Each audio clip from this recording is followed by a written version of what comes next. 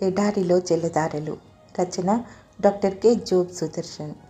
దేవుడే సమకూర్చును. ఆదికాండం 22:14. మానవులలోని దేవునిపై ఉండవలసిన నిబ్బరాన్ని, విశ్వాసాన్ని ఈ మాటలు చాటి చెబుతున్నాయి. ఇందులో మూర్ఖత్వం ఉన్నదని కొందరు భావిస్తారు. ఒక్కొక్కసారి విశ్వాసం కూడా మూర్ఖత్వంగా కనిపిస్తుంది.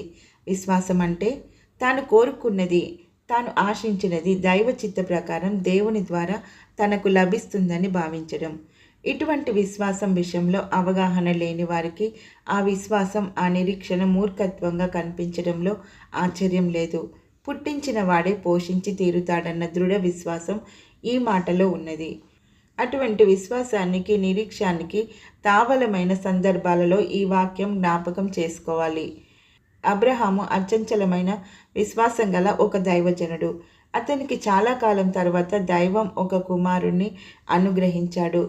అనతి కాలంలోనే అబ్రహామును పరీక్షించడానికి లేక కలిగిన ఆ కుమారుణ్ణి తనకు బలిగా అర్పించమని యెహోవా అబ్రహాముని ఆజ్ఞాపించాడు. అబ్రహాము ఏమాత్రం సంశయించకుండా తన కుమారుడైన ఇస్సాకును బలిగా సమర్పించడానికి సిద్ధపడ్డాడు. దాదాపు 100 సంవత్సరాల వయసులో ముసలివాడైన తనకు సంతానాన్ని అనుగ్రహించిన దైవం సమస్తాన్ని సమకూర్చడానికి సమర్థుడని అబ్రహాము దృఢ విశ్వాసం. అందుకే ముసలితనంలో పుట్టిన తన ఏకైక కుమారుణ్ణి బలి చేయడానికి కత్తి పైకెత్తాడు. వెంటనే దేవుడు, అబ్రహామా, ఆ పిల్లవాని మీద చేయి వేయవద్దు అన్నాడు. మరి బలి అర్పించడానికి పశువు కావాలి కదా. వెనుక పొదలో పొట్టేలు చిక్కుకొని సిద్ధంగా ఉంది.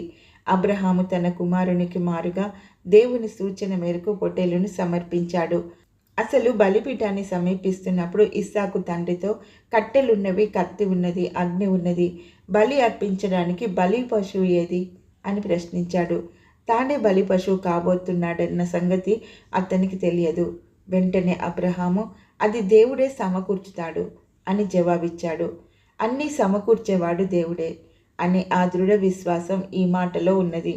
పుట్టించిన వాడు పురి మేపడ.